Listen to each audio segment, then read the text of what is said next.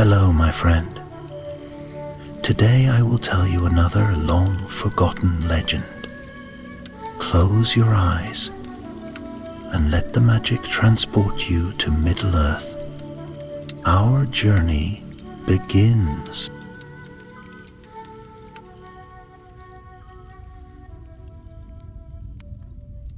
In the waning days of the First Age, when the moon rode high over the broken lands of Beleriand, and Morgoth yet ruled from his dark throne in Angband, the shadows grew long upon the western wilds.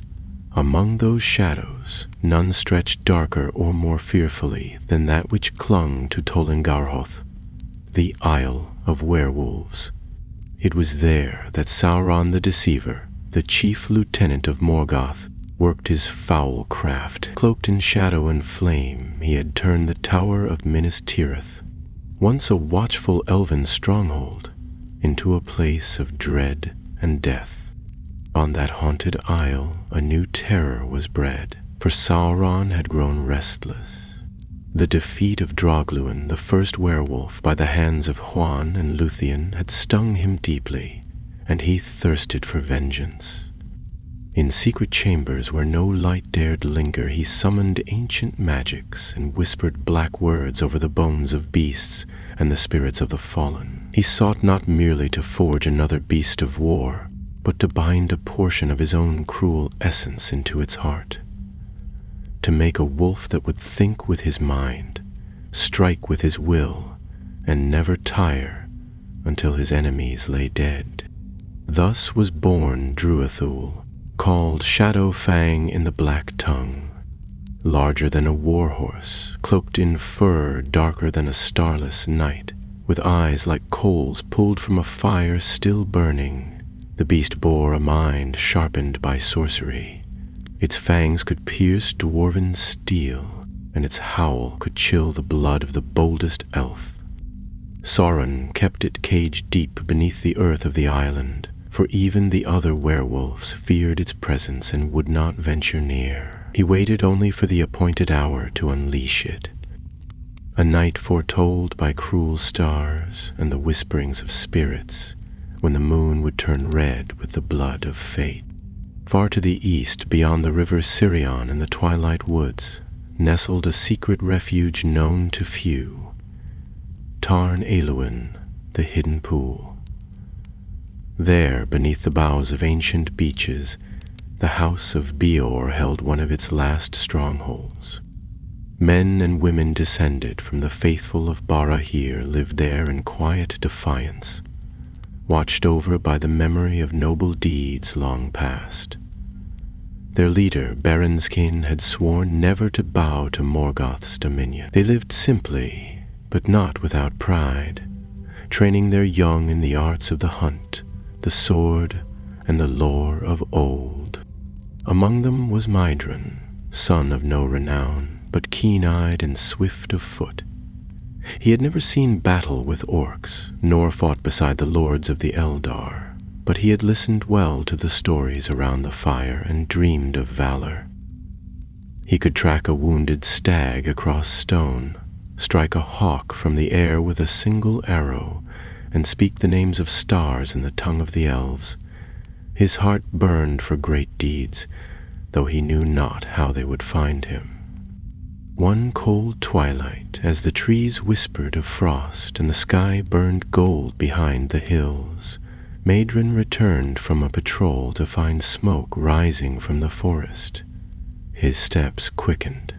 What he found beyond the glade turned his blood to ice.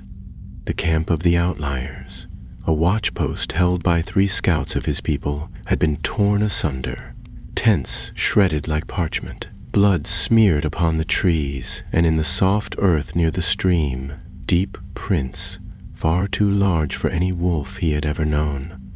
They sank half a foot into the mud, fordered and clawed, with a stride longer than a man's height. There was no howl, no sound at all. Only silence. He found Beren, the eldest of the scouts, slumped against a stone. His breath came ragged, and one arm hung limp, crushed like paper. When he saw Madron, he clutched his tunic with desperate strength and whispered, "The moon, the red moon, it comes. He sends it, the great wolf. Tell them, Tarn Eluin is no longer safe." But then he died. By nightfall, Madron was back in the heart of the refuge, his tale grimly told. The elders were grave and silent, and some argued to hide or flee into the hills. But Madron stood, heart racing, and said, "If this is Sauron's doing, then we cannot outrun what hunts us. We must find this beast and slay it before it finds us." The old captain of the guard, Elian, a silver-hambled elf of Dorthonion, long thought too weary for war, raised his head. "You speak boldly, Madron, but you are young, and this foe is unlike any beast that walks in daylight." Still, he paused, as if weighing something deep in his memory. Perhaps there is a way. Within the next dawn, a plan was set.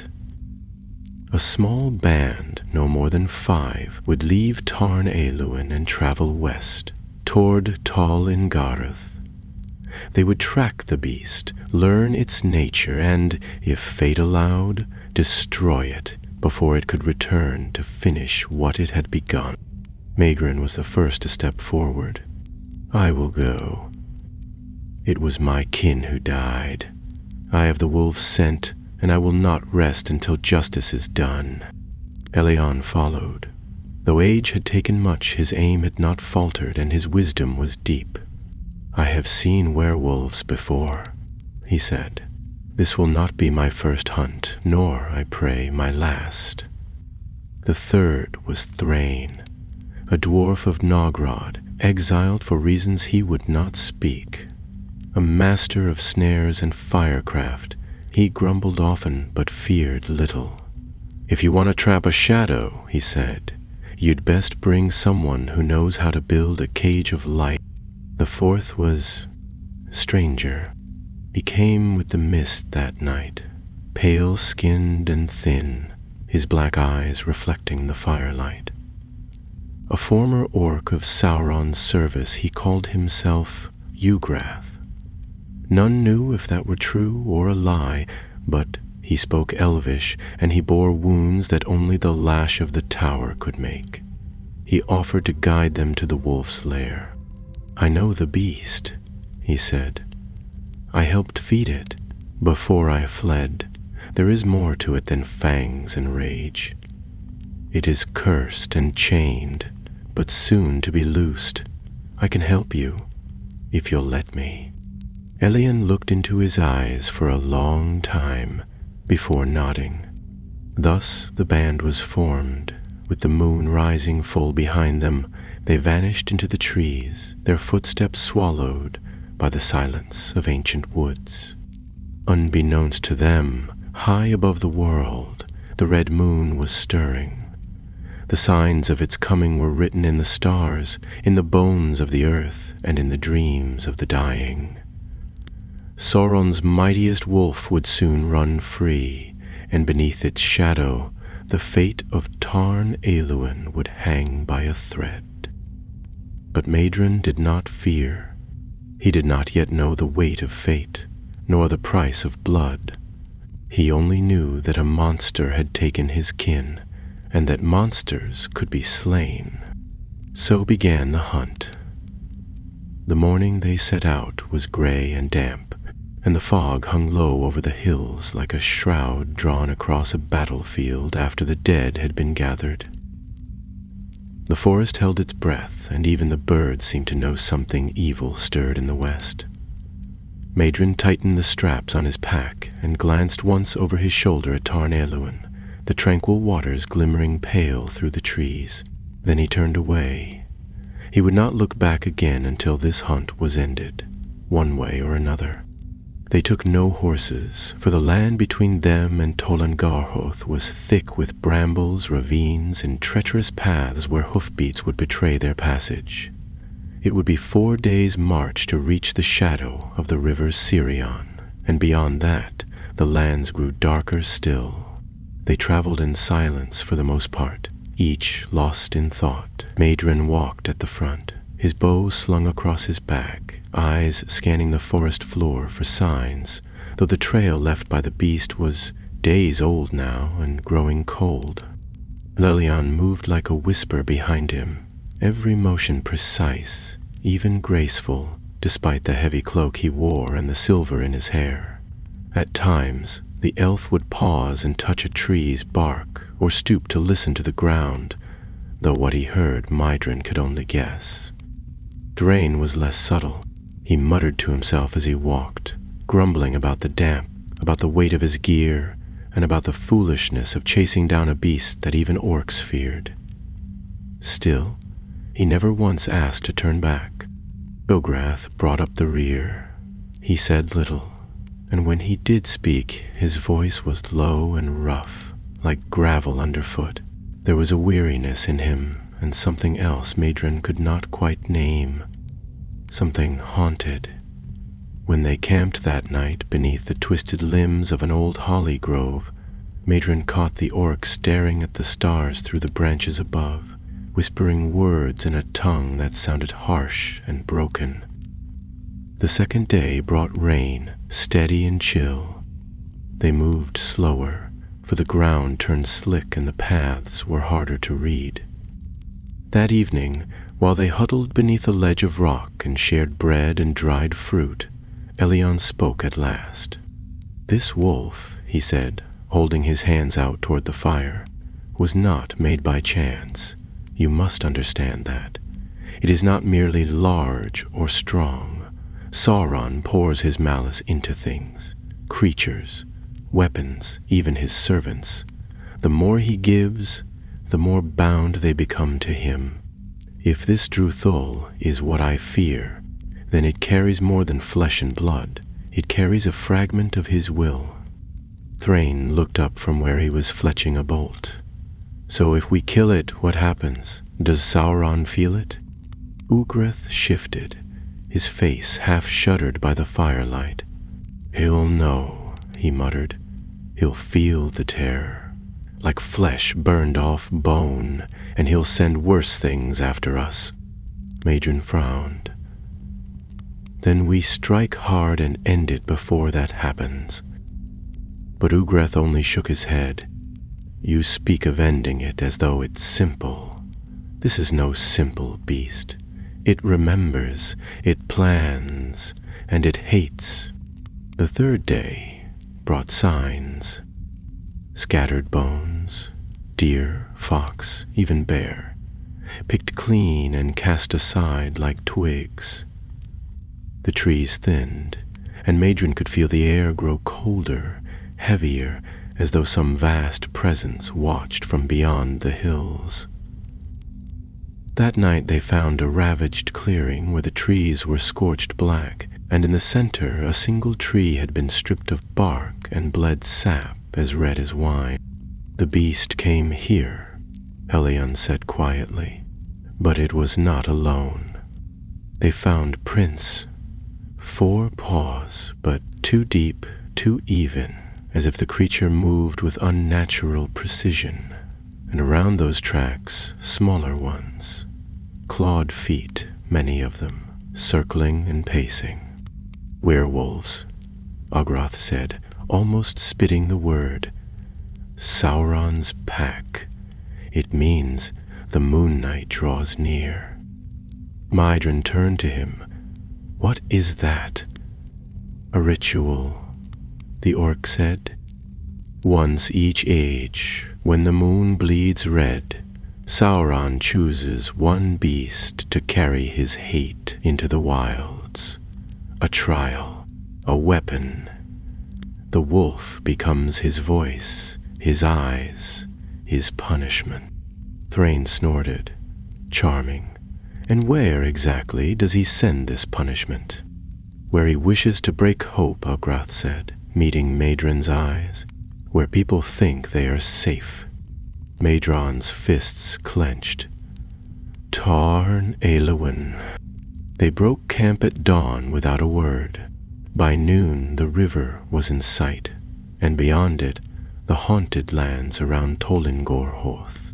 The wind howled across the water like a voice screaming from far away, and the sun seemed afraid to shine there. They made camp just inside the tree line. From their vantage, the broken tower of Minas Tirith, now Sauron's keep, could be seen atop its isle, dark and cruel against the pale sky. Smoke curled from its peak, and Madrin could swear he saw shapes moving along the parapets. That night, Madrin could not sleep. He sat apart from the others, staring out across the river, his thoughts tangled like roots in the deep earth. He did not hear Ellion approach until the elf sat beside him. "You are troubled." Madrin nodded.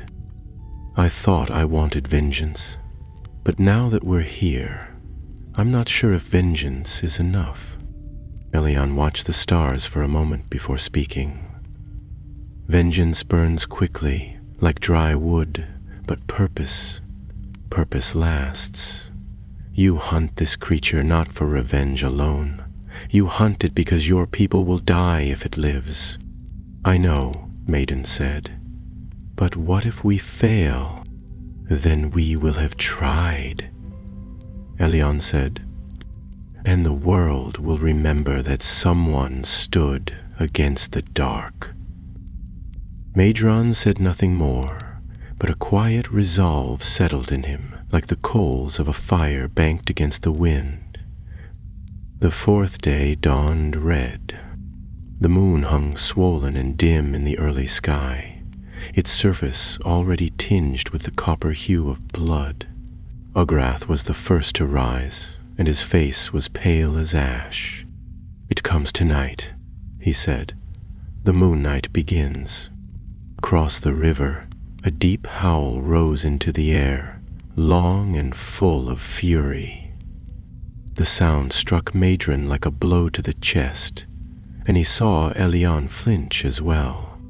Ugrath gripped his blade. "That is not a warning howl. That is a summons." "What does that mean?" Thrain asked, loading his crossbow. "It means the hunt has begun," Ugrath replied. "And we are the prey." Madrin stood, his hand going to his bow. "Then we'd best turn the tables. Before the sun reached its height, they would cross the river into the lands of shadow. The time for planning was past. The wolf had been loosed. And now they would face it. The crossing of the Silmarillion was not easy. The river ran fast and cold that morning, swollen from mountain melt, and the stepping stones that had once served as a hidden ford were slick with moss. Madrin led the way, boots sliding more than once as he braced himself against the current. Ellion moved lightly, as if his feet barely touched the stones, but Thrain cursed with every step, his beard dripping by the time he reached the other side. Ugrath crossed last, glancing over his shoulder more than once, though whether to check for pursuers or to watch the forest behind, Madrin could not tell. The land beyond the river felt different, as if they had crossed into a place where the world itself had soured. The trees were thinner here, their limbs twisted, and the ground was soft with rot. A foul mist clung to the undergrowth, and even in the daylight the air was dim. They moved carefully, weapons close at hand. There were no birdsong and no distant rustle of life, only silence broken now and then by strange, far-off cries. By midday they had climbed a low ridge and looked down into a shallow valley where the forest gave way to a wide clearing. At its center, half sunk into the earth, stood the broken remnants of an old tower, elvish in design, though clearly abandoned long ago. Its top had collapsed inward, and ivy grew up its cracked walls like fingers clawing for purchase. From their vantage, Madrin could see claw marks gouged into the stone near the door, large ones. "Deep. That's not the tower," Ellion said softly, brow furrowed. This was once a watchpost, one of many built in the early years of the war. They were meant to hold back the tide of shadow from the north. He knelt and touched the stone near his feet. But the tide was stronger than we thought. Thrain checked his bolts again and muttered under his breath, but Madrin crouched beside Elion, his eyes fixed on the clearing below. "You think it's using that place for shelter?" "It's possible. The beast would need somewhere to wait for nightfall, and that ruin is closer than the isle." Ugrath, who had been silent since the crossing, finally spoke. "It's not there. Not yet. But it will come. The moon night begins at sundown." Madrin turned to him. "Then we make our stand there. If we wait much longer, it'll be hunting in the dark, and we'll be no better than game to it." Aelian looked at him carefully, then nodded. "We'll trap it. Thrain, what can you build?" The dwarf scratched his chin and considered the layout. "If we can draw it into the tower's lower hall, I can collapse the floor beneath it. There's a void under most of these ruins, cellars, maybe an old cistern. I'll need an hour, maybe 2, to set the charges." "That's all the time we have," Elion replied. "Begin." They moved quickly, descending into the clearing and sweeping the tower's base for signs of movement. The stone doors had long since fallen from their hinges, and the air inside was damp and musty. They found remnants of ancient furnishings, rotted wood, scraps of rusted metal, and a few shattered glass panes that might once have served as windows. Madrin helped Thrain clear the lower hall, while Elion kept watch outside, and Ugrath searched the surrounding woods for signs of the beast's path. As Thrain worked, laying runes and small packets of black powder into the floor's corners, he explained the mechanism. "It's not pretty, but if it steps in the middle of this chamber, I'll light the line here." He pointed to a long cord that trailed across the floor. "That'll break the supports. The whole slab drops. With luck, it falls into the pit and breaks something important." Madrin raised an eyebrow. "And if it doesn't?" Thrain shrugged. "Then we improvise." They finished the trap with the sun low behind the trees. The mist had thickened, rolling through the undergrowth in lazy tendrils, and the air had grown still. Too still. No wind stirred the grass. No insects hummed. Even Ugrath seemed on edge, eyes scanning the tree line again and again. "It's close," he said finally, his voice hoarse. "The air tastes wrong." Elion drew his bow, the string taut. "Positions! Be ready!" Madrin took his place in the tower's second level, where a section of the wall had crumbled enough to give him a wide view of the clearing. His heart pounded in his chest, not with fear, but with something sharper. Focus. Purpose. This was the moment he had chased since Baron's blood stained the earth. Now the hunter would become the hunted. The last light of day faded, and with it came the moon. It rose over the hills, a pale sickle at first, then slowly deepening, swelling until its face was red as embers. The blood moon. Its glow spilled across the clearing in hues of rust and fire, painting the tower's stone with shadow. Then came the howl. It rose from beyond the trees, so loud and piercing that Madrin felt it in his bones. It was no natural sound. It was fury, hate, command, a voice that did not belong to any creature of Arda. It was Sauron's will given teeth. The forest parted, not gently, but as if forced. Druthel stepped into the clearing, and the world seemed to shrink. It was larger than anything Madrin had imagined. Its shoulders brushed the lower boughs of the trees. Muscles rippled beneath black fur that shimmered like oil. Its eyes glowed red, and its breath came in clouds of steam. Around its neck was a collar of black iron, etched with runes that pulsed faintly, as if alive. It stood still for a moment, sniffing the air. Then it stepped forward, slow, deliberate, and every paw-fall thudded like a drumbeat. Madrin could hear Thrain muttering below, fingers poised near the ignition cord. Elion, hidden behind the broken archway outside, kept his bow ready. Ugrath had vanished into the trees. His part of the plan was to cut off retreat if the beast tried to flee. Druthul moved into the hall, nose twitching, eyes scanning the walls. It stopped in the center, head tilting, as if it sensed something. But too late. Thrain jerked the line.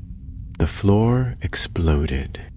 A roar split the air as the stone gave way beneath the beast. The trapdoor collapsed inward, and Druithul dropped like a stone, limbs flailing. Dust and stone filled the hall, and for a moment all was chaos. Madrin raced down the stairs, bow ready, eyes stinging from the debris. He reached the edge of the pit and looked down. The wolf had fallen, but it was not broken.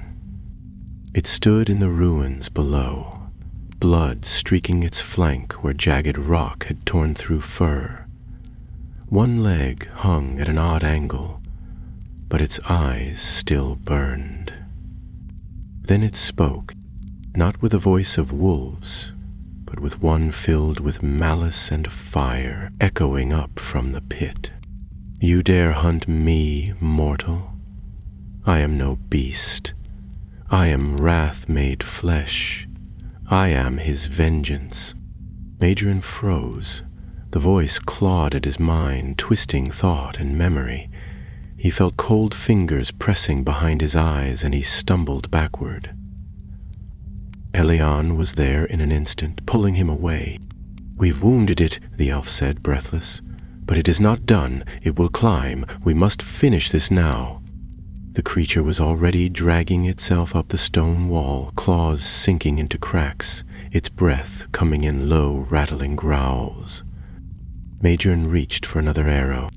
The fight was not over, not yet, and now they faced it in earnest. The beast was climbing. Its enormous claws dug into the crumbling stone, dragging its massive body inch by inch out of the pit, ignoring the blood that poured from the gash along its shoulder and the twisted leg that dragged behind it. Each heave sent shards of rock clattering down, and a growl rumbled up from its throat, a low, furious sound that seemed to shake the very walls. It was not only rage that fueled it, but a dark purpose, something unnatural that would not let it fall or yield. Madrin could see it in the eyes, burning with more than animal fury, as if someone else watched from behind them. Thrain was already preparing another charge, fumbling through his satchel with trembling fingers, while Elion loosed another arrow into the pit. The shaft struck true, burying itself just above the beast's right eye, but the creature did not flinch. It climbed as if pain were beneath its notice. Madrin nocked an arrow and waited for the moment when the head would rise above the edge. His hands were steady, his breath even, but his heart pounded with a sound like thunder in his ears. The air stank of sulfur and blood, and the stones beneath his feet vibrated with the wolf's fury. Then, with a final heave, Druthul's head appeared over the broken rim of the floor. Their shops. Maedrin let the arrow fly. It struck the wolf between the eyes, bearing itself to the fletching. The beast recoiled, snarling, and for a heartbeat, Maedrin thought it would fall. But it didn't. It snarled, pawed at the arrow with its massive forelimbs, and then continued upward. It's no use, Thrain shouted. It's too strong. Elion turned to him. What about fire? You're risky in this place. We'd all go with it. The beast's head was rising again. There was no more time. Then came a cry from outside the tower. Ugra. Atron turned, racing for the ruined archway, bow still in hand. He reached the outer courtyard just in time to see shapes moving through the mist, black, hunched things with glowing eyes, a pack of them, 6 werewolves, slinking between the trees like living shadows. They circled wide, flanking the tower, their movements unnaturally coordinated like fingers of the same hand. Ugrath stood at the edge of the clearing, sword drawn, facing them alone. Madron shouted and loosed an arrow at the closest creature. It struck the beast in the shoulder, knocking it sideways, but the others didn't flinch. They spread out, beginning to encircle him. "Back to the tower!" Elian shouted from behind, already drawing a second blade. "Inside, now!" Ugrath didn't move. Instead, he turned and met Madron's eyes across the clearing. For a heartbeat, something passed between them.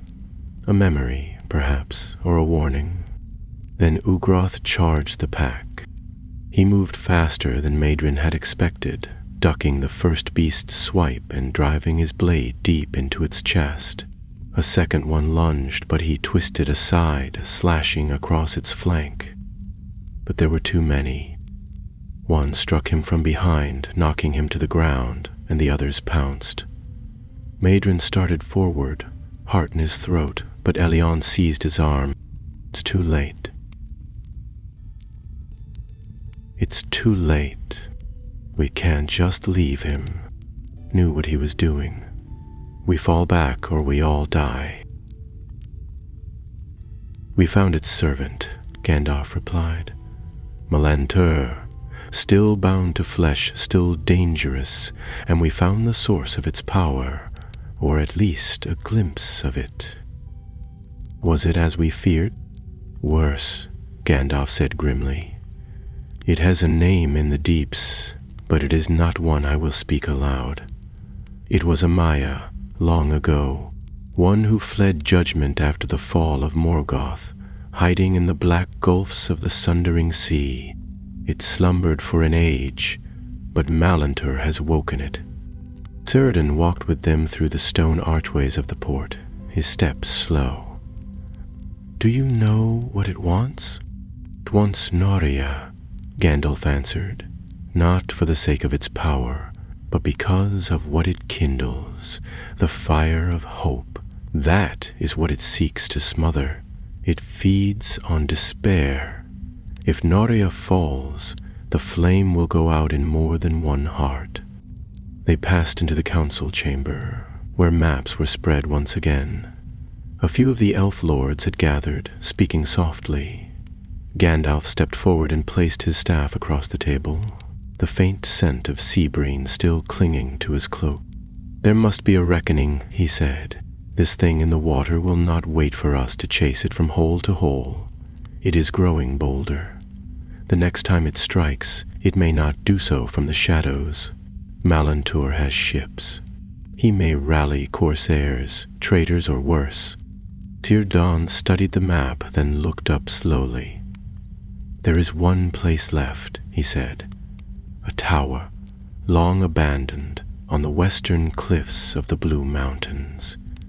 It was built in the days after Beleriand sank, as a watchpost for those who feared the sea might rise again. Few now remember it, but it lies above the deepest inlet on the coast. If Melantur is to return, that would be the place." Gandalf nodded. "Then we must go there, and quickly. If it is empty, we can use it to watch the sea. If not, then we must be ready." Preparations began that very night. A handful of archers from Lindon volunteered to accompany them, and provisions were gathered with quiet haste. Alinhir spent the early hours restringing his bow, replacing worn fletchings, and speaking little. Though he was young by elven reckoning, he had faced something few could name, and survived. There was a new steadiness in his hands now, a gravity that had not been there before. By dawn, they were ready. Gandalf chose to ride for this leg of the journey. The cliffs lay east of the havens, nestled among the lower ridges of the Blue Mountains. The forest had grown thick along the old road, and the path was overgrown in places, but the horses moved easily. Gandalf rode at the front, his staff wrapped and slung across his saddle, his eyes fixed on the horizon. The tower revealed itself at sunset. It stood crooked upon a ridge of black stone, its silhouette sharp against the sky. Vines had claimed much of it, and parts of the upper spire had collapsed, but the lower halls still stood.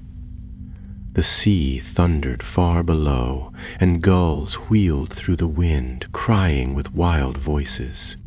They approached warily, dismounting just outside the shattered gate. Gandalf raised his hand and listened. There was no sound beyond the crashing of waves and the wind in the grass. Still, his grip on the staff tightened. They explored the lower levels first, moving through narrow passages and crumbling chambers. Dust lay thick, but there were signs of recent passage. Footprints in the dirt. Old fires burned low. Someone had been here, and not long ago. At last, they reached the highest chamber still intact. It opened to a wide stone balcony that looked west across the sea. From here, one could see for leagues, out toward the gray line where sky and water met. Alenhir stepped out beside Gandalf, eyes scanning the waves. "Do you think they'll come here? If they mean to strike at Lindon or take the havens by stealth, this is the place to watch," Gandalf said. "And if Melantor means to summon the spirit again, it will be near a place such as this, high above the water, close enough to the sea for its voice to reach." He turned to the others. "We stay here. We make ready. Light no fires. Signal no lights. We wait." They made camp in silence, bedding down on stone floors and keeping watches through the night. Gandalf took the last watch himself, standing alone on the balcony as the stars wheeled slowly above. Nardia glowed faintly beneath his glove, and he felt the tension in the air again, like a storm gathering far away. He did not sleep, though his body begged for rest. He stood as the night passed into dawn, and the first pale light touched the sea. Then, on the western horizon, something moved. At first, it was a shadow, low, dark, and indistinct, but as the sun climbed, the shape sharpened into a fleet. Black sails, torn and jagged, moved silently across the water. No drums, no horns, just the wind and the waves. Gandalf called the others to him. Alenhir came first, already stringing his bow. The archers lined the battlements. The enemy had not seen them yet, but they would soon. Gandalf turned his face to the wind. "The sea has brought its servants," he said. "Now we shall see if fire can withstand the deep." And from the ships below, a low chant began to rise, deep and rhythmic, in a tongue not spoken by any people of the West. The water grew restless. The sea itself seemed to stir. The shadow had returned. The morning sun shone weakly across the sea, but the light seemed to falter as the black ships approached. The sails, torn and grim, flapped silently in the wind, and though no standard flew above them, there was no doubt as to whom they served. The corsairs of Umbar had come north.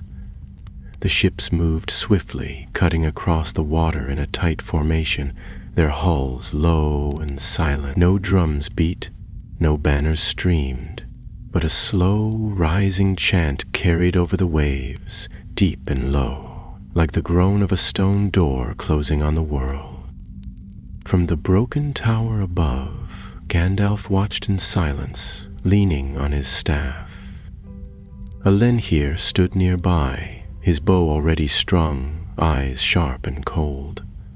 The elven archers had taken position along the wall, bows ready, blades at their sides, though none made a sound. It was as if the entire coast were holding its breath. "They mean to land beneath the cliffs," Ellenhir said at last, pointing to the narrow inlet far below. "There's a path up from the rocks, steep but passable." Gandalf nodded. "Melantor will come with them. He would not risk sending others in his place. He has a purpose, and he means to see it through with his own hand." They retreated from the balcony and descended the tower stairs quickly. The stone groaned beneath their boots, and the wind howled through the broken windows. Gandalf ordered the others to prepare an ambush. No drawn battle lines, no defense that could be spotted from the water. They would strike from the shadows, from the ruins and crags that surrounded the narrow path. Every arrow would have to count. They were too few for anything else. The corsair ships dropped anchor just beyond the rocks. Small boats were lowered, and dark-clad figures began to row toward the shore. Their armor was mismatched, much of it rusted and pitted, and their faces hidden behind veils and hoods, but their movements were swift, purposeful. These were not raiders drunk on chaos. They moved with discipline and direction. Shore was direct. As the first boat scraped against the stones, the air changed. The chant from the ships stopped at once, and a silence fell so deep it seemed the sea itself had stilled. Then a figure stepped ashore, tall, robed in black and silver, with a gleaming red jewel at his throat. Melantor raised his head and looked straight toward the cliffs, as if he knew exactly where they were hidden. Gandalf saw him through the cracks in the stone and felt a cold weight press down on his chest. The air seemed thinner now. Narya warmed beneath his glove, reacting not to the man's presence alone, but to what lingered around him, unseen, yet very near. "He's not alone," Gandalf said quietly. "The spirit comes with him." Ellenhir was crouched beside him, arrow nocked, eyes fixed on the slope. "What is he waiting for?" Before Gandalf could answer, the sea behind Melantor roared. A column of water surged upward, not as a wave, but as a pillar. It twisted into a shape, something vast and serpentine, half seen, made of spray and shadow. From its center, 2 eyes opened, green as drowning light. The soldiers on the cliff drew back in horror, but Gandalf stepped forward, staff raised. "Do not fear it," he said, his voice firm but low. "This is not its world. It cannot rise fully. Not yet." Melantor raised a hand and pointed toward the cliffs. His voice rang out, terrible and commanding. "Find them. Take the ring." The corsairs surged up the path, boots pounding stone, blades drawn. They moved in silence, like shadows given form. But the elves were ready. As the first of the corsairs reached the halfway mark, the rocks above them erupted with arrows. The lead man fell without a cry, then another and another. Ellenhir loosed shaft after shaft, his bow singing softly with each shot. Still they climbed. The corsairs were well trained. They used shields and cover, pressed forward in tight formation. When they reached the first outcrop, swords met swords. The clash echoed off the cliffs, ringing sharp and clear against the roar of the sea. Gandalf did not join the battle directly. He remained near the tower's base, staff raised, watching the column of water and the shadow coiled within it. The creature was watching him. He could feel its hunger, its hatred. It had been denied once, and it would not suffer defeat again. When Melantor began to climb the path himself, Gandalf moved to meet him. The corsair captain strode up the rocks with unnatural speed, his black cloak billowing though no wind touched it. His blade was long and curved, its edge dark with poison. Behind him, the mist thickened, and the voice of the sea creature whispered again, though only Gandalf could hear it. "Your fire dies. Give it to me, and I will let you pass into silence." "I have passed through fire and shadow before," Gandalf said aloud, planting his staff upon the stone, "and I do not yield." Malantur reached the ledge, eyes locked on him. He smiled, slow and cold. "You are alone, old man." "No," Gandalf said. "I am never alone." And then he struck the stone with his staff. Light burst forth, not flame, but something deeper, red and gold, woven with memory and hope. It shone through the air, pushing back the mist, and the pillar of water shrieked. The corsairs stumbled, blinded. Even Malantur stepped back, shielding his eyes. The spirit howled, and the sea boiled below. Then, something changed. A second voice joined the first. Not Gandalf's, and not Malantur's. It came from the cliffs above, high and bright, as clear as sunlight on steel. "Lindin endures." It was Elendil. He stood upon the crumbling wall of the tower, bow raised high. Around him the archers of Lindin rallied. With renewed fury they loosed a volley of arrows, and the corsairs broke. Some fell, some fled. The battle on the cliffs turned. Malantur hissed and charged Gandalf. The wizard met him with a sweep of his staff. Their weapons clashed, steel against wood, but Nara blazed between them, and Malantur cried out as his blade blackened, smoke rising from his hand. "You cannot hold it," he snarled. "It is not for your kind." "I hold it for all kind," Gandalf answered, pressing forward. But the spirit, maddened by pain, surged up the cliff. A wave slammed against the rock, water crashing over the path, sweeping friend and foe alike from their footing. The tower groaned as the stone cracked, and part of the cliff face gave way. Elendil disappeared from view. "No!" Gandalf turned, but Malantur struck again, driving the wizard back. The storm had come ashore. The sea no longer whispered, it screamed, and yet, above the noise, the fire of Narnia still burned. Gandalf's hand clenched around it. This was not the end. The battle had not yet been lost, but it had begun in earnest.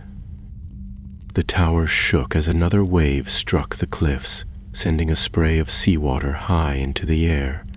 Wind howled through the broken windows, and the rocks beneath Gandalf's feet trembled. Malantur advanced, teeth bared, his eyes gleaming like twin storm lights.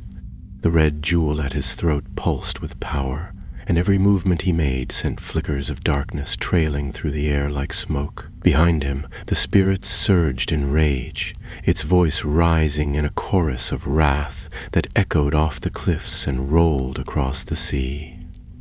Somewhere below, amidst the chaos and the crashing waves, Elendil had vanished.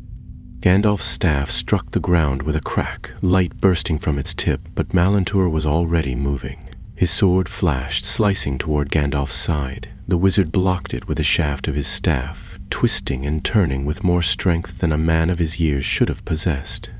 Nara's fire flared along the edge of the blow, and the corsair's blade rang as it recoiled. The two circled each other, one cloaked in black and shadow, the other wrapped in light and ash, gray robes torn by wind and water. "You are wasting your strength," Malantur hissed through clenched teeth. "Your fire cannot hold against the tide.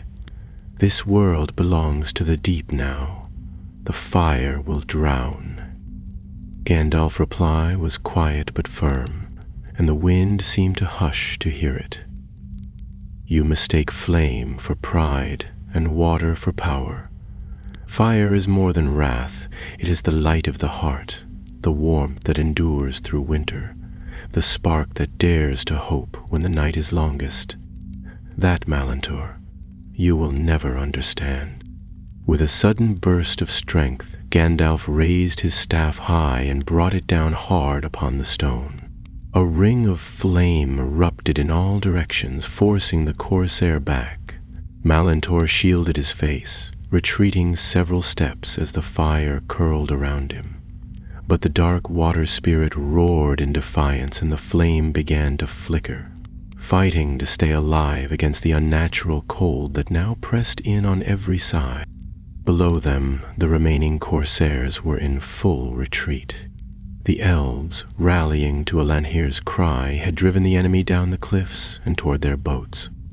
The archers had taken the high ground, and arrows fell like rain, felling any who dared to turn and fight. The black sails that had once advanced so confidently now drifted, rudderless, some already catching fire from the oil-soaked bolts loosed from above. But amid the triumph, there was still no sign of Alanhir.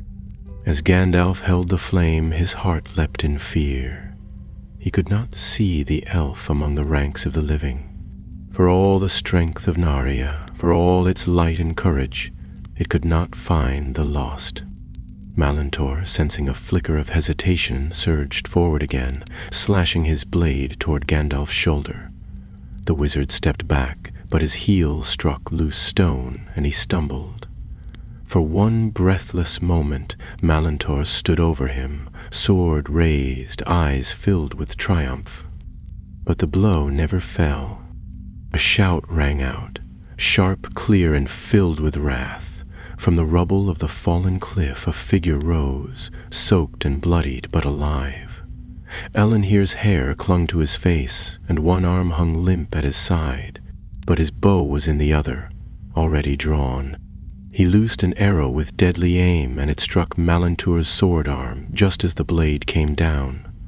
The weapon fell, clattering across the stone. Gandalf rose in the same moment, and with a cry that echoed like thunder, brought his staff crashing down upon the ground once more. The flame of Nari blazed brighter than it ever had. The tower's ancient stones flared with the fire of the west, and the sea screamed in agony. The spirit recoiled, its form unraveling like smoke caught in wind. Its voice rose in fury, but its shape lost definition, fading, retreating back toward the water.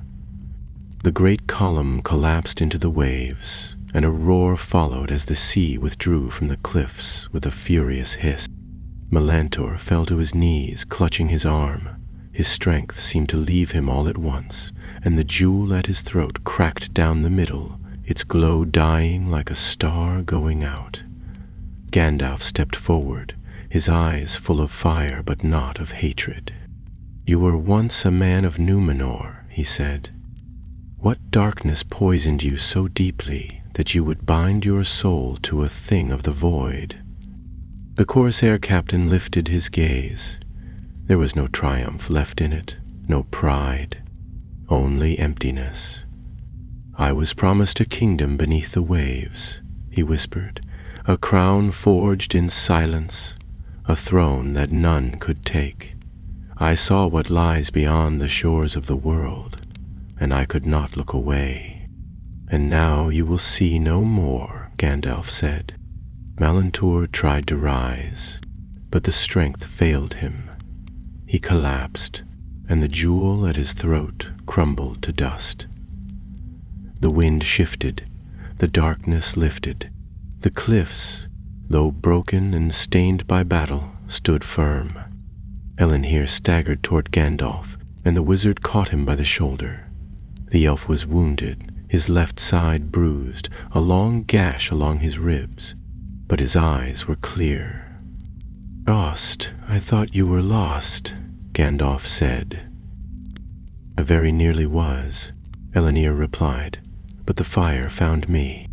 Together they walked back into the ruined tower as the last Corsair ships, leaderless and scattered, turned to flee. The elves gave no chase. Their purpose had been to defend, not to pursue. The sea, now quiet and dark, rolled gently against the rocks, as if in apology. That night the tower burned. Gandalf lit the pyre himself with a single touch of Neri's flame, and the old stones glowed red and gold as the fire climbed to the sky. The spirit of the sea was not gone. Gandalf knew that.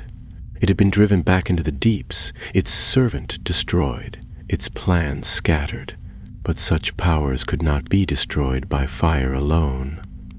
Still, it would not rise again soon. He stood beside Elenir and watched the flames climb. The elf said nothing for a long while. At the end, he said quietly, "I thought the fire would go out." "It nearly did," Gandalf answered. "But it did not, because fire, when it is true, does not die so easily. It waits, and even when buried under sea and stone, it remembers how to burn." The dawn came pale and soft. The clouds scattered like feathers across the horizon. The battle was over.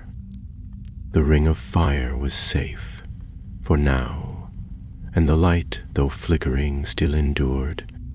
The smoke of the tower's pyre curled skyward long after dawn had broken, rising above the cliffs like a final message sent to the heavens. The fire had burned through the night, crackling over old stone and broken timber, and though its heat had waned with morning, a soft warmth still lingered in the air, comforting in a way that no sunbeam could match. Gandalf remained near the ashes, leaning against his staff, deep in thought. His robes were stained with sea salt and soot, his face drawn and wearied, but his eyes remained bright, lit with the quiet strength of one who had walked through shadow and flame and returned. Elenir approached silently, a fresh bandage wrapped around his side and a length of clean linen tied over his shoulder where the cliff had struck him. He moved more carefully now, but there was steadiness in each step. In his hand he carried the remnants of an arrow, snapped and blackened, the shaft warped by fire. "The corsairs have fled," he said as he stopped beside the wizard. The last of their sails vanished beyond the southern horizon just before sunrise. No sign of pursuit. No sign of the spirit either. Gandalf did not speak at once. His gaze drifted out over the sea, where the waters glimmered with deceptive calm. "It is not gone," he said at last. "Not truly. Creatures such as that one do not die as mortals do. They are older, more enduring, bound to the very fabric of the world. We struck a blow, we broke its form and severed its bond to Malantur. But it still exists, deep below, buried in silence and darkness." Elenir lowered the broken arrow into the fire and watched it catch flame. "Will it rise again?" Old Gandalf murmured, "Perhaps not in our time, perhaps not even in this age, but the sea remembers, and so do the things that dwell in its hidden halls." There was silence between them for a while, filled only by the wind as it moved softly through the stones. Below the cliffs the sea lapped against the rocks in a rhythm that no longer seemed menacing. It was the natural sound of the world, ancient and patient, no longer distorted by the presence of a dark will. At mid-morning they returned to the remnants of the camp. The elven archers who had survived the battle were gathered near the remains of the lower wall, some tending wounds, others standing watch despite the calm. Thandor, the mariner who had sailed with them aboard the Silmarillion, approached with a respectful nod. "The ship is ready," he said. "She took no damage in the storm. She'll carry us back to Lindon without trouble." Gandalf gave him a faint smile. "You've done more than your duty, Thandor." Few sailors would have faced what you did and still stood firm. The man flushed slightly but said nothing. Instead, he gave a brief bow and returned to see to the rest of the crew. Gandalf watched him go, then turned to Elenir once more. "Lindon waits, and there is much yet to speak of there." They departed the tower that afternoon, taking with them what they could carry. Nothing of the tower's records remained. What scrolls and carvings had once filled its halls had long been lost to time or fire. But Gandalf carried something greater than parchment. He carried knowledge, and more than that, he carried warning. Malantur's defeat had bought them time, not peace. It was a lesson worth remembering, especially as the shadow to the east continued to grow. The Silmarillion sailed under an open sky, its sails white against the deep blue of the sea. The wind was fair, and no fog or storm rose to trouble their passage. The coast passed slowly to starboard, the hills of the western lands rolling green and gold beneath the sun. Elenhir stood at the bow, his eyes constantly scanning the horizon. Gandalf often stood beside him, silent or speaking softly of things long past. "You were brave," Gandalf said on the second evening, when the sun painted the sea with streaks of orange and crimson. "Few have faced such darkness and come away with their hearts unbroken." "I was afraid," Elena said after a moment, "but not of the spirit, not even of death. I feared that if I fell, no one would stand in my place." Gandalf looked at him with quiet approval. "That fear is not weakness. It is the mark of one who understands what is at stake." Elenhir's eyes remained on the sea. "What happens now? When we return to Lindon, we speak to Círdan. The havens must be guarded, the coast must be watched, and the ring of fire must be kept far from the hands of those who seek to extinguish it." "But what if they try again?" Elenhir asked, not looking away. "What if they come in greater numbers next time? What if the spirit finds a new servant?" "Then we meet them," Gandalf said, his voice calm. "With sword and flame, with courage and wisdom.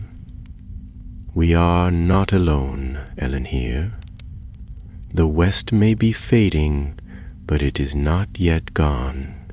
And while Narnia burns, so does hope." Lindon came into view on the third day. Its white towers gleamed in the sunlight, and the harbor bustled with quiet activity.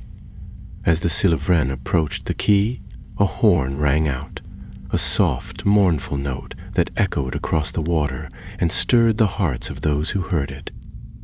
Círdan stood waiting once more, robed in blue and silver, his long beard lifted by the breeze. The ship docked, and Gandalf stepped ashore first, followed by Elenhir and the others. Círdan's eyes passed over them quickly, measuring the cost of the voyage, even before a word was spoken. "You succeeded," he said, though his tone was solemn. "We did," Gandalf replied, "but the threat is not ended. The thing beneath the sea has been driven back, but it is not destroyed. Its reach is longer than we feared. Malantur was only the beginning." Círdan inclined his head. "Come, tell me everything." They passed beneath the carved archways of the shipwright's hall, and once again maps were unrolled, words exchanged, decisions made. Scouts would be posted along the coast, lanterns would be hung at sea and watched by night. The ruins of the old tower would be cleared and perhaps rebuilt, but for now the danger had passed. The ring of fire remained hidden, its light unquenched. That night, as stars scattered across the sky, Gandalf stood once more at the end of the quay, looking westward. He did not know what trials yet waited beyond the mountains, or how long the fire would be allowed to burn before it was challenged again. But for this moment at least, there was peace, and beside him the sea no longer whispered in tongues of dread. Instead, it sang softly of ships, of stars, and of journeys still to come. The days that followed were quiet in Lindon, touched by the kind of hush that lingers after a storm. The sea no longer rolled with threat, and the wind had softened, carrying only the scent of pine and salt. Yet beneath the stillness lay the unmistakable weight of expectation, as though the coast itself waited for the next shadow to rise. Gandalf spent most of his time within the halls of the shipwrights, meeting with Círdan and the captains who oversaw the defense of the havens.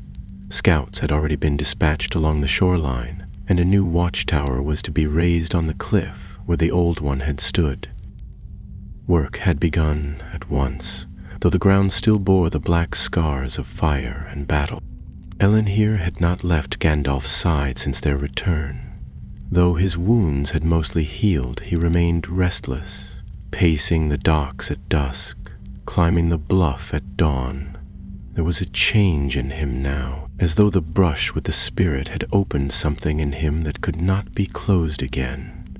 He was quieter than before, and sharper, like a blade that had been drawn from the forge and quenched too suddenly. Gandalf watched him carefully, knowing the signs.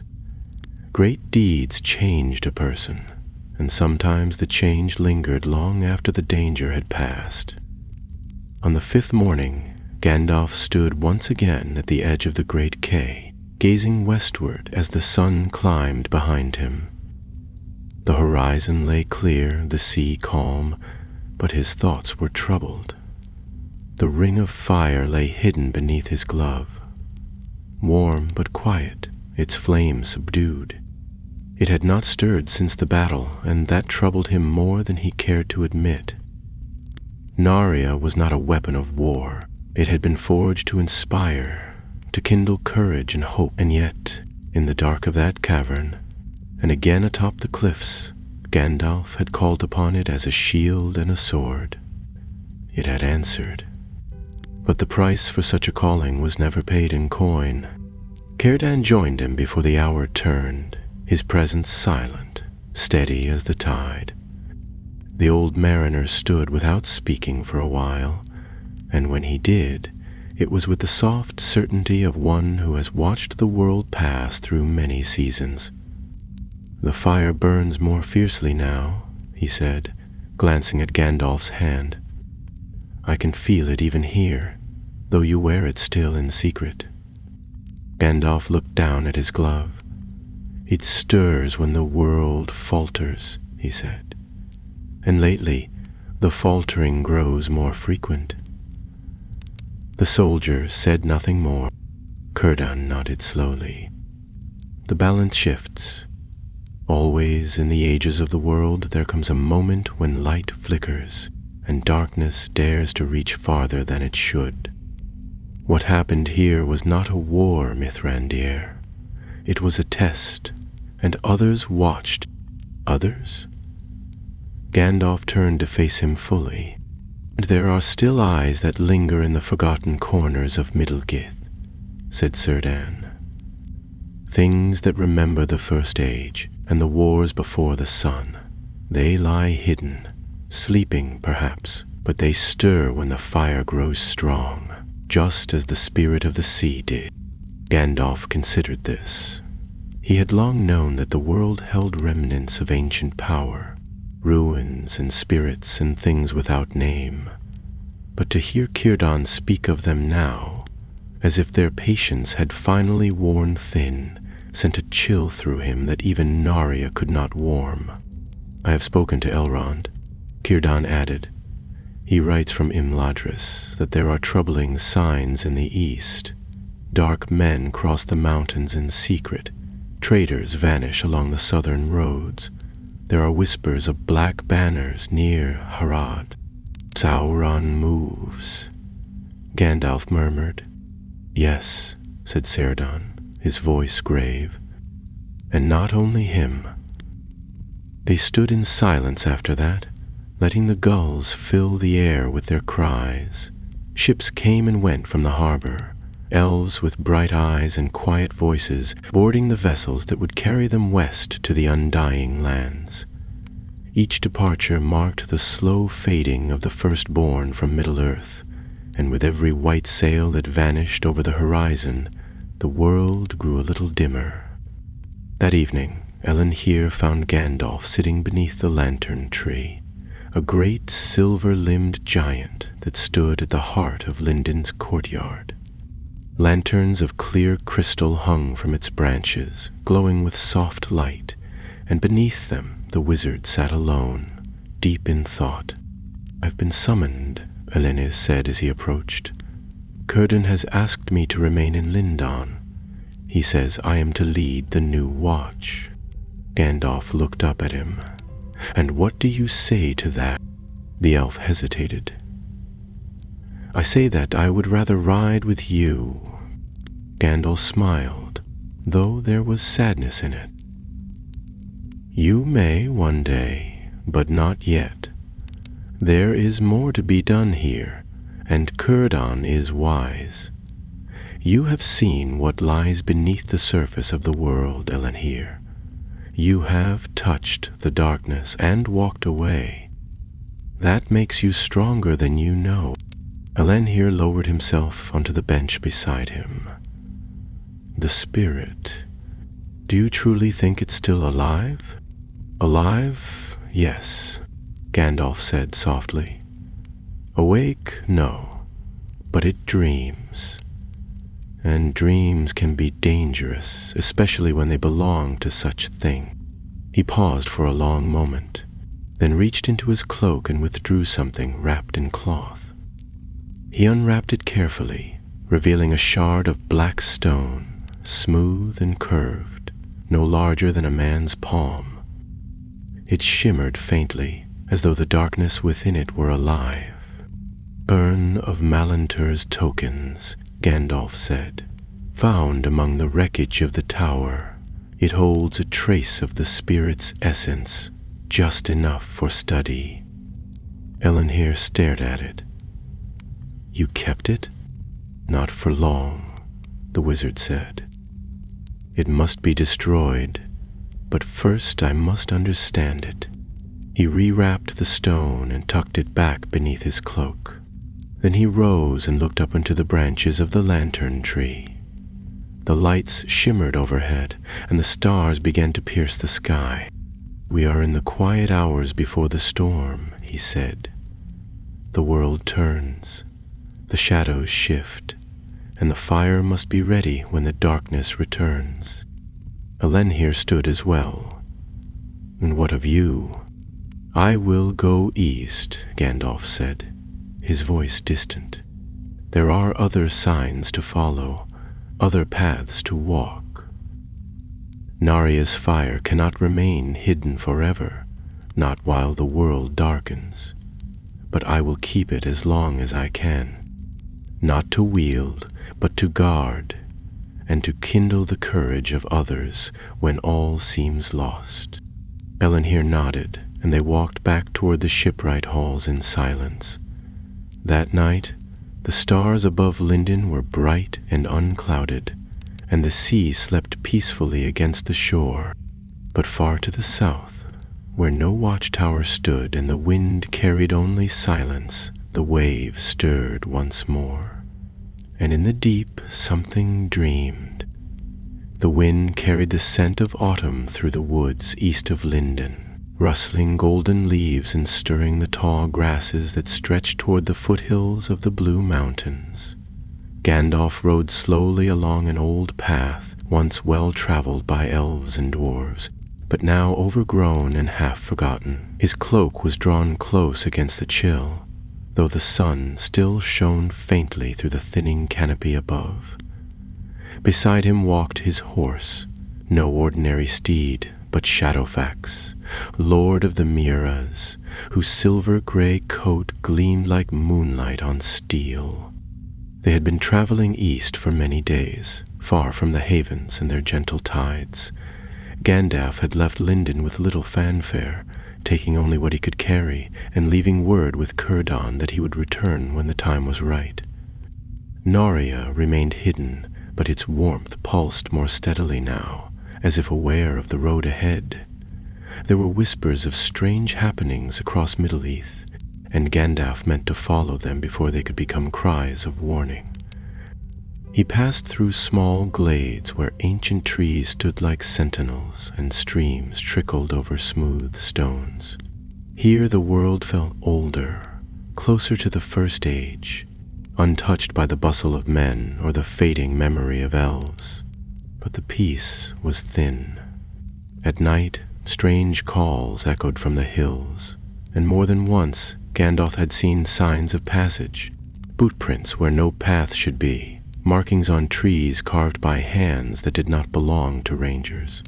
By the 6th day, he came upon a ruined waystone, moss-covered and broken in half. Once it had pointed toward a village or a hall, but now it bore no name. Only a crude symbol had been scratched into the stone, a ring within a ring, the inner one cracked. Gandalf crouched beside it, tracing the mark with his gloved hand. The meaning was not immediately clear, but the shape made him uneasy. Shadowfax snorted quietly behind him, ears pricked, nostrils flaring. Gandalf stood and looked eastward. The path dipped through a narrow ravine ahead, hemmed in by tall cliffs on either side. The wind had died down, and the quiet that followed was unnatural. Birds had stopped singing. The trees did not sway. Even the leaves that clung stubbornly to the branches above seemed to hold still, suspended in the moment. He mounted quickly and guided Shadowfax forward. The ravine was cool and shadowed, the sun blocked by the cliffs. The ground beneath his horse's hooves grew damp, and a thin mist crept along the stones. Gandalf felt the weight of the air change, and Nare stirred. Whatever lay ahead was not natural. Halfway through the gorge, he heard a voice. Not a word, not even a whisper, but a breath, long and low like the sigh of a sleeping beast.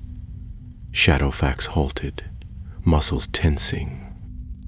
Gandalf tightened his grip on the reins, his other hand resting on the staff slung across his saddle. The mist thickened, the cliffs pressed inward. And then ahead, a shape emerged. And then ahead, a shape. At first it looked like a man, tall and cloaked, standing in the center of the path. But as Gandalf drew nearer, he saw that the figure did not breathe, did not shift or blink. Its robes were tattered, as if worn for centuries. The face was hidden, the head bowed. But something about its stillness was wrong, too complete, too deliberate, like the silence before a storm. Gandalf stopped several paces away and raised his staff. "Speak your name," he called, "if you have one." The figure did not move. "This road is not yours to guard," Gandalf said. "I will pass, whether you permit it or not." The figure raised its head. Beneath the hood, there was no face, only darkness. And within that darkness, 2 points of green flame flickering coldly. Gandalf knew then what it was. A shade? A wraith?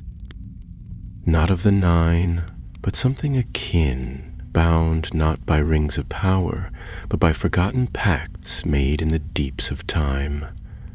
This was no servant of Sauron. It was older, and its purpose lay in the dark waters far behind them. The sea spirit's reach had extended even here.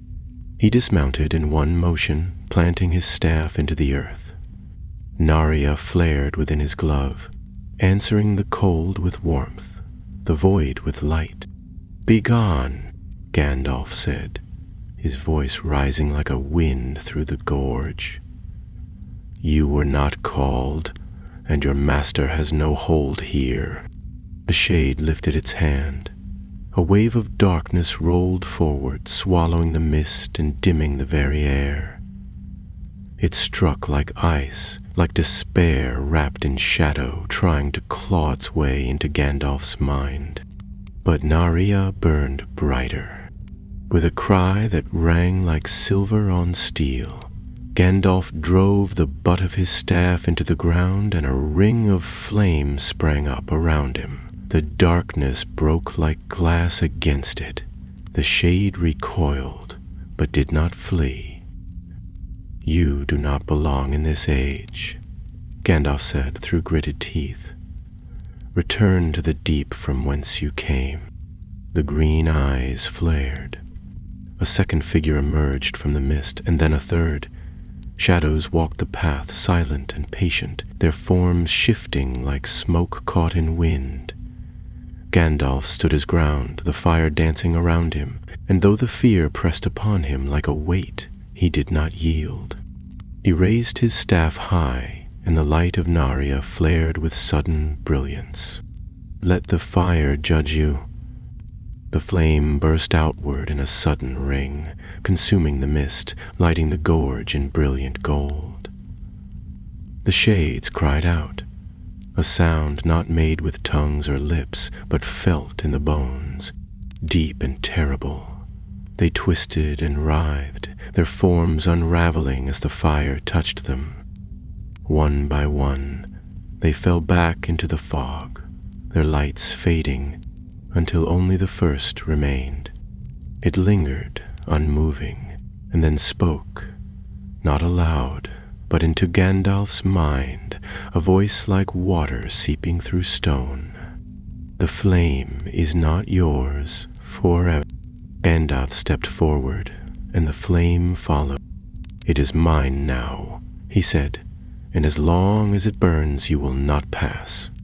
The shade dissolved into mist, and the darkness faded. The ravine grew quiet once more, the air clearing. Shadowfax trotted forward and stopped at Gandalf's side. The wizard climbed back into the saddle, breathing heavily, sweat shining on his brow despite the cold. He had hoped that the battle upon the cliffs had ended the spirit's reach, but the appearance of the wraiths meant otherwise. The sea's touch had spread farther than he'd guessed, and the memory of its power lingered in the world like a scent on the wind. He would ride east still, toward Imnadris perhaps, or beyond, to learn what other forces stirred in the shadows. But he knew now that the war beneath the waves had only been the beginning. And somewhere in the deep, the sea still dreamed. The road eastward unfolded like an old memory, winding through valleys where green mists drifted among the trees, and over gentle hills dappled in gold. Gandalf traveled swiftly, often through the night, stopping only when the stars had wheeled far overhead, and even Shadowfax's pace had slowed. Yet for all the urgency that pressed upon him, he did not ride without thought. The attack in the ravine had left its mark. The appearance of the shade, no simple ghost, but a creature bound to the drowned spirit's will, had revealed something more dangerous than a lingering threat. It showed intent. The spirit in the sea had not only tried to seize Narnia, but had begun to spread its influence beyond the coast, weaving tendrils of shadow into the land. That meant it had grown bolder, or stronger, or both. And whatever it had whispered before fading, "The flame is not yours forever," had not been a simple threat, it had been a promise. 3 nights later, Gandalf crossed the River Lun and turned south, avoiding the main roads, for they had become too quiet of late. Villages that should have been bustling were half abandoned, and though the crops in the fields looked healthy, few worked them. In one town he found the remnants of an inn, burned nearly to the ground, its roof fallen and the walls blackened with soot. No bodies, no sounds of struggle, just the emptiness left behind by something that had passed through without resistance. The smell of salt lingered in the air, though the sea lay many miles to the west. He pressed on through the weathered hills of Mendhiriath, watching the sky carefully. Each day the clouds seemed to thicken a little more, though no storms came. The light dimmed and the wind shifted constantly, like the land itself couldn't decide which season it belonged to. On the 7th day after the ravine, he reached a crossroads marked only by a circle of standing stones. The grass grew tall around them, and moss crept over the weathered ruins. Gandalf dismounted and walked among them slowly, brushing his hand along the ancient carvings. "These were made before the fall of Arnor," he murmured. "Maybe even before that." Shadowfax pawed the earth behind him, uneasy. At the center of the circle lay a flat stone, black and polished, like a mirror turned to the sky. When Gandalf knelt beside it, he found a mark, freshly cut, no more than a few days old. It was the same symbol he had seen on the broken waystone in the west. 2 rings, one within the other, the center one broken. He stood at once, his brow furrowing. This was no forgotten shrine. Someone had come here recently. Someone who knew what the symbol meant. Whether it was a sign of worship or warning he could not say, but the fact that it had reached so far inland troubled him deeply. He turned south again, following a smaller path that ran along the edge of the hills. The map in his mind told him he was approaching the borderlands of Dunland, though few ventured this far east unless they had a reason.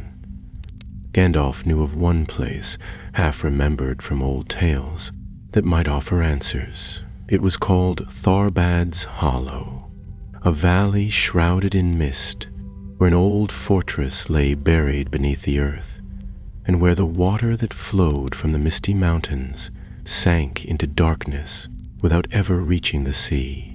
The journey there took 2 more days, and on the evening of the 2nd, Gandalf found what he had feared. A village, or what was left of it, lay nestled in a narrow vale. The houses were built of stone and timber, simple and sturdy, but none remained whole. Roofs had caved in, doors hung from broken hinges. The well at the center of the village had been shattered, as though something had burst from within. And worse still, carved into the stones of every house, every wall and fence post, was that same twin ring symbol, etched in lines sharp and clean, too precise to be made by a wandering hand. The place was empty of life, not even crows stirred. Gandalf passed through the village in silence, and at last came to the remnants of a stone hall. Its roof was mostly intact, but half the eastern wall had collapsed, and ivy grew across the broken stones. Within he found signs of a gathering: blackened fire pits, burnt candles and iron holders, and strange totems made of driftwood, bones, and netting. The air smelled faintly of brine, and there, at the far end of the hall, laid out upon a long table, was a map. He crossed the space carefully, wary of traps, but none revealed themselves. The map had been drawn by hand on pale leather, and detailed the coastline from Lindon to the Bay of Belfalas. 3 points had been marked in red: the Grey Havens, Edhelond, and Peligr. Next to each was a symbol: 1 ring, then 2, then 3. Gandalf studied the markings for a long time, then looked around the hall again. Along the walls were more carvings, but these were different. Symbols of ships, waves, and something that looked like a mouth, ringed with jagged lines. A mouth beneath the sea. Suddenly, Shadowfax gave a sharp whinny outside. Gandalf rushed to the doorway. A group of riders had appeared at the edge of the valley, 6 in number, clad in black cloaks with hoods drawn. They moved with unnatural ease, gliding across the grass without sound. Gandalf stepped forward and raised his staff, but they did not slow. When they reached the base of the hill, the lead rider dismounted. Even from a distance, Gandalf could see that the figure's face was veiled, and no breath misted the air before him. He held up a hand, and the others halted. Gandalf's voice rang across the clearing. "You serve the drowned spirit. Speak if you still have a tongue." The figure lowered its hood. The face beneath was not a face at all, but a mask of tarnished silver, shaped like a man's, but blank, expressionless. A voice came not from the mask, but from the space around it, deep and cold. "We are the forerunners," it said, "the first who heard the call. The land will drown, as the sea was once commanded to do. The flames shall flicker and then be extinguished." Gandalf stepped forward, his staff blazing with sudden light. "You will not reach the havens. You will not have the ring. Return to the deep and bury your madness there." The masked figure tilted its head. "You are too late, fire-bearer. The seed is planted. The sea will rise again." Then the figures vanished, fading into mist that swept across the valley like a shroud. The grass stirred, and the air fell still. Gandalf lowered his staff, his face grim. Whatever had been set in motion, it was no longer confined to a single spirit or a ruined tower. A movement had begun, one that reached across land and sea, and now drew from those who longed for the world to fall silent. And in the heart of that silence, they reached for fire. Dawn broke slowly over Tharbad's hollow, casting long fingers of pale light into the mist that still clung to the valley floor. The shadows of the riders had vanished with the night, and the stillness they left behind was colder than the chill of morning. Gandalf remained standing at the doorway of the ruined hall, his staff gripped tightly, his cloak stirring faintly in the breeze. The silver-macked figure's final words echoed in his thoughts. "The seed is planted, the sea will rise again." There was no longer any doubt. The spirit beneath the sea had spread its influence far beyond the coast, reaching into the minds of men and kindling old desires, pride, vengeance, power. And now its servants walked the land, cloaked not only in shadow, but in purpose. By midday, Gandalf had studied the map in the hall and memorized each mark, every red circle and etched rune. The pattern was clear. The Forerunners, these silver-macked devotees, intended to strike at the strongholds of the West, places once safe, once watched over by the wise, now vulnerable in the slow fading of the elves and the growing distraction of war in the east. The sea spirit had been driven back beneath the waves at Lindon, but its ambitions had only grown. Malantor, though vanquished, had merely been its first hand. Now it had found others.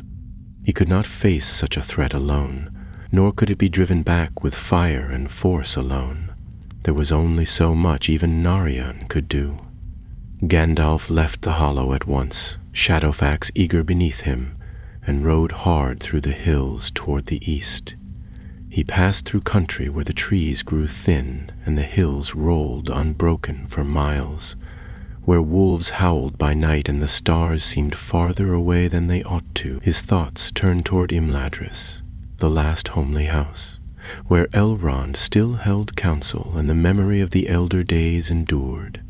If anyone still kept the knowledge needed to understand what force had risen now, it would be Elrond. 3 days of fast travel brought him to the edges of the Brunnen Valley. The trees here stood taller, more ancient, and the air carried a hush that was neither threat nor silence, but peace, the rare peace of a place guarded by wisdom and love.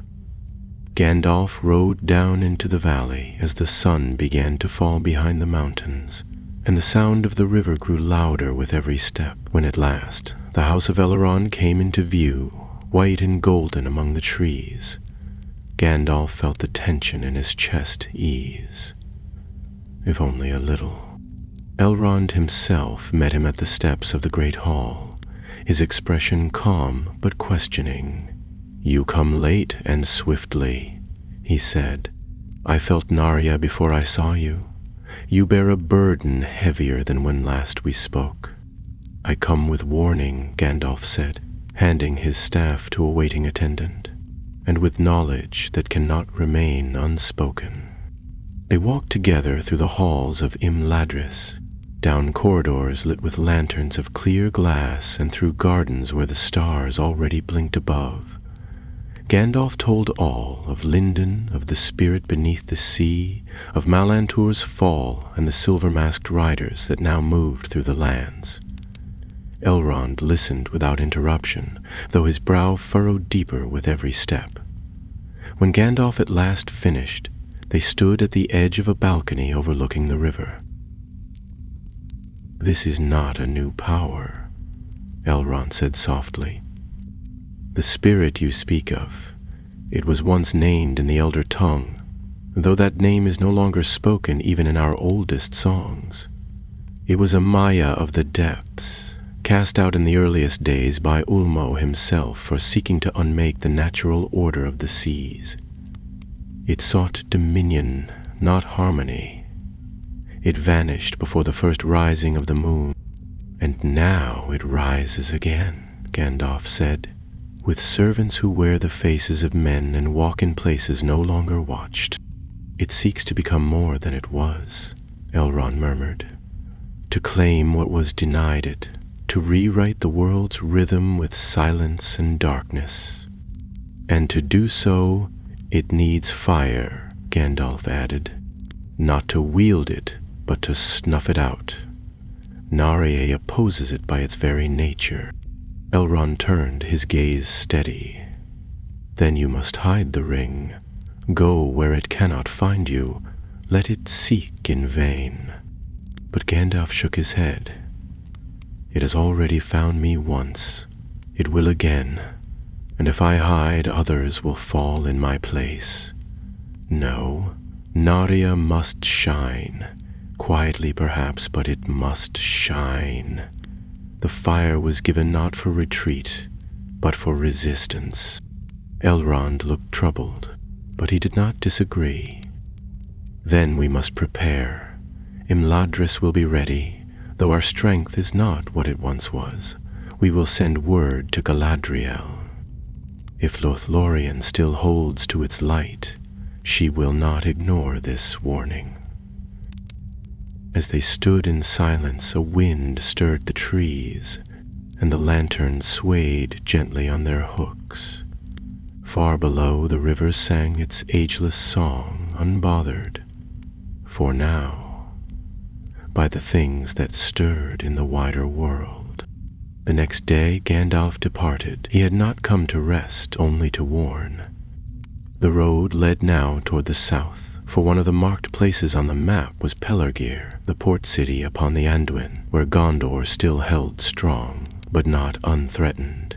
There were whispers of strange ships off the coast, sails seen by moonlight and vanishing by dawn. If the spirit's forerunners had turned their gaze toward Pelargir, it was only a matter of time before the fires of the south were tested. He rode swiftly, passing through lands where the war in the east was already beginning to send ripples of unrest. Refugees moved in small bands across the hills, and travelers spoke of roads no longer safe. Yet none had seen the riders with the silver masks. They moved unseen, or else only in the wake of ruin. By the time he reached the banks of the Anduin, the sky had darkened with gathering clouds. Rain fell in the distance, a low curtain drawing across the plains. Pelargir stood in the near distance, its towers gray against the sky. The banners of Gondor flew above the gate, but fewer than there should have been. Gandalf watched from the rise of the hill and felt again the slow burn of Narya upon his hand. The city still stood, but it stood upon the edge of change. He rode down the hill as night came, and in the east, behind the curtain of storm, lightning flashed, brief, brilliant, and green.